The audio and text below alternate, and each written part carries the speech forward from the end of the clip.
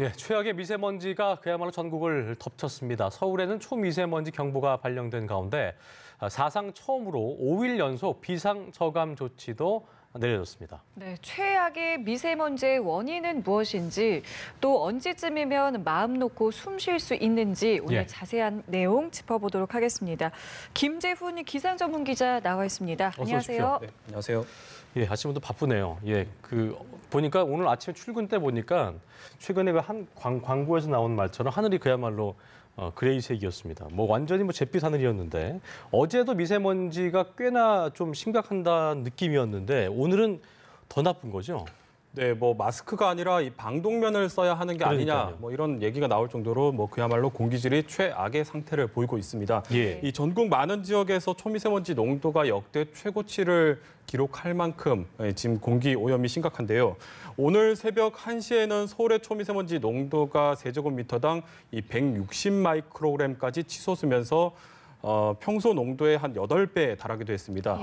보통 터널 안에 먼지 농도가 80에서 한 100 정도 되는데 지금 바깥의 공기가 한 1.5배에서 2배 정도 공기질이 더 안 좋다 이렇게 좀 얘기를 드릴 수가 있습니다. 예. 그만큼 지금 공기 오염이 심각하다 이렇게 얘기를 드릴 수 있고 예. 현재 서울에는 초미세먼지 경보가 발령이 돼 있습니다. 그 밖에 이 충청 등 전국 많은 지역에서도 이 경보와 또 주의보가 발효 중입니다. 특히 우리나라에서 공기가 가장 청정하다고 볼 수 있는 이 제주 지역도 현재 초미세먼지 농도가 매우 나쁨 단계까지 올라가 있을 만큼 이 전국적으로 최악의 미세먼지가 지금 한반도를 덮치고 있습니다. 이 닷새째 비상저감 조치도 이어지고 있는데요. 이 5일 연속 비상저감 조치가 시행되는 것은 제도 도입 이래 처음입니다. 처음입니까? 예, 앞서 언급한 제주도도 미세먼지 특별법 시행 이래 처음으로 비상저감 조치에 들어갔습니다. 이 오늘도 공공기관 차량은 2부제가 실시가 되고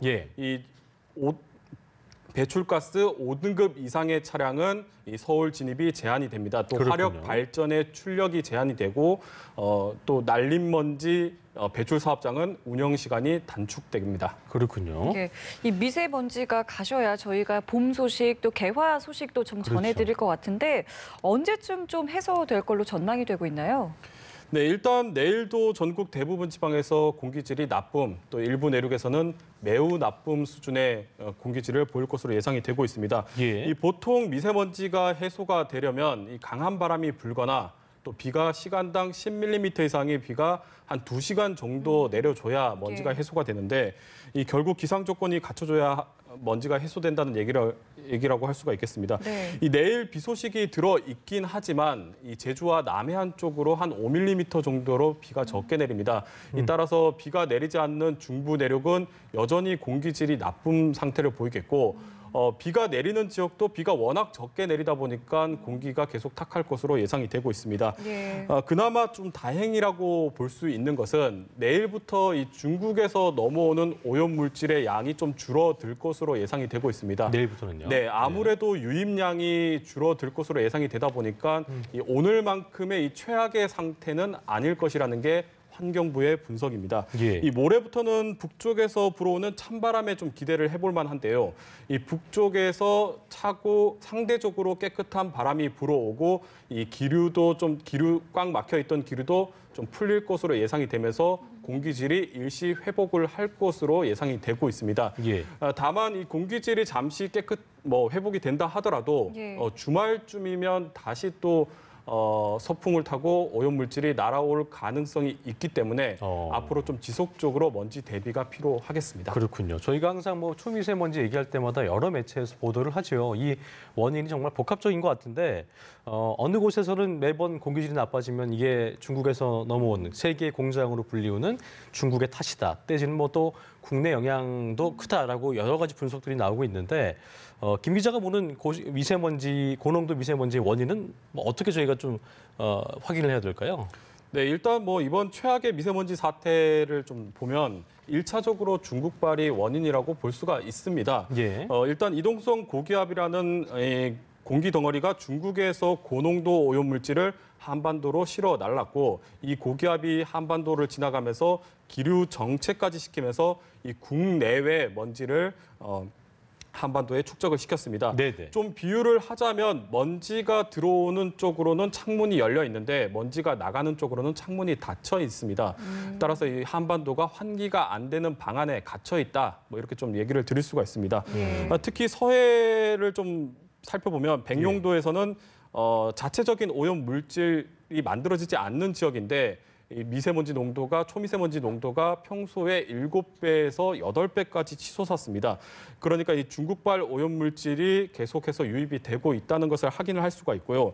이 자세한 이 분석은 추후에 환경부에서 좀 자세하게 분석을 하겠지만 아마 이번에 나타나는 최악의 미세먼지는 좀 국내 영향보다는 국외 그러니까 이 중국발의 먼지의 유입이 좀 더 클 것이다. 좀 이렇게 얘기를 드릴 수가 있습니다. 그렇군요. 지난달에 있었던 고농도 사례에서도 중국발 요인이 한 70% 정도로 크게 나타났었고 예. 과거에 국립환경과학원의 조사에 따르면 미세먼지가 심한 날에는 국외 요인이 한 50에서 80%까지 크게 나타나는 것으로 조사가 돼 있습니다. 예. 따라서 뭐 국내 영향을 완전히 배제를 할 수는 없겠지만 적어도 오늘처럼 숨쉬기 힘들 정도로 먼지 농도가 높은 날, 그러니까 공기질이 안 좋은 날에는 예. 중국발 요인이 좀 크다고 얘기를 드릴 수가 있겠습니다. 그런데다가 지금 뭐 환기가 돼야 되는데 빠져나가지 못하고 있는 것도 큰 원인이 네, 되겠네요. 그렇죠? 아무래도 기류 정체가 좀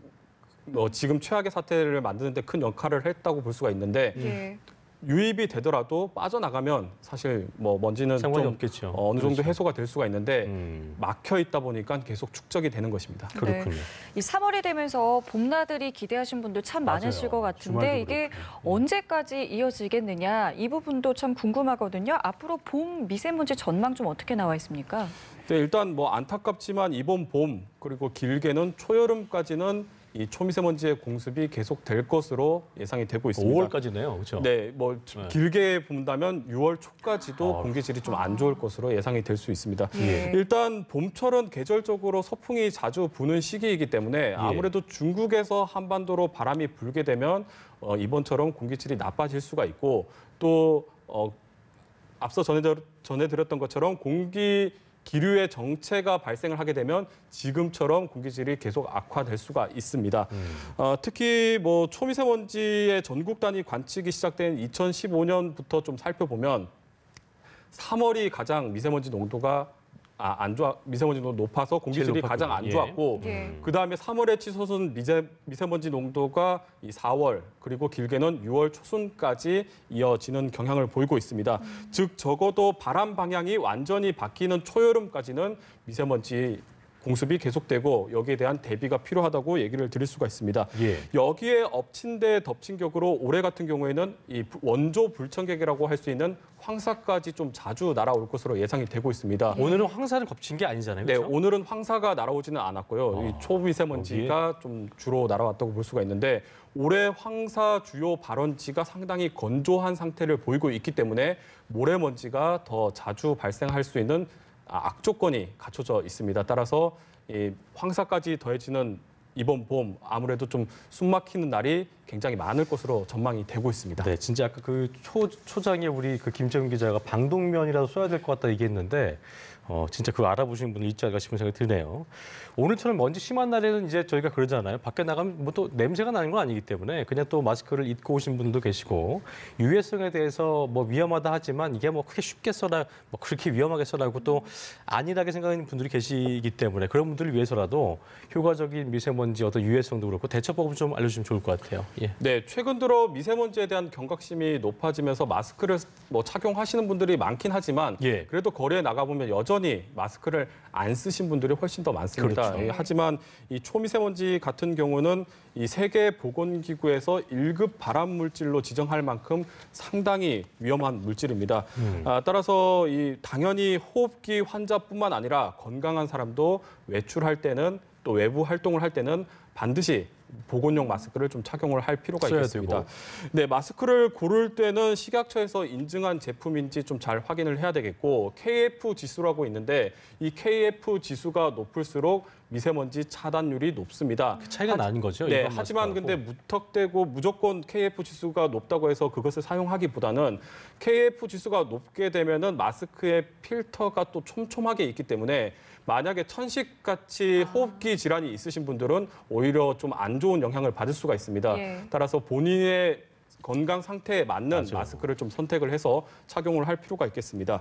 일단 또 집안에서는 실내 습도를 40에서 50% 정도로 맞춰주면은 미세먼지를 좀 실내 미세먼지 농도를 낮출 수 있는 효과를 볼 수가 있고 예. 따라서 물걸레질이나 물청소 등을 좀 해주면 더 좋은 효과를 볼 수가 있습니다. 예. 또 외출하고 난 뒤에는 이 손발을 깨끗이 해서 개인 위생을 좀 철저히 할 필요가 있겠고 특히 뭐 물이나 또 차 같은 것을 좀 자주 마시게 되면 건강에 좀 도움이 된다고 합니다. 알겠습니다. 네, 알겠습니다. 저희 지금까지 김재훈 기상 전문 기자와 함께 이야기 나눠봤습니다. 예. 말씀 고맙습니다. 고맙습니다.